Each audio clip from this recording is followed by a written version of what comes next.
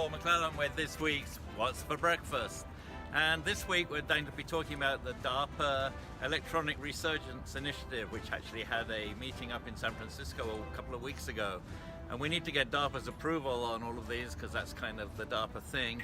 So hopefully this all comes through, and what I'm telling you now turns out to be exactly what we run next week. So we'll start the week looking at a report to the President that went out in the very last days of the Obama administration. And that's resulted under the Trump administration in the Electronic Resurgence Initiative, so that covers Monday and Tuesday. Wednesday I'll write about CHIPS, which is a program about chiplets that Cadence is actually involved in. In fact, we're the prime on that. And then on Thursday we'll move on to another program trying to produce essentially a linear design flow using deep learning to do that Andrew Kang is running at University of San Diego. UC San Diego.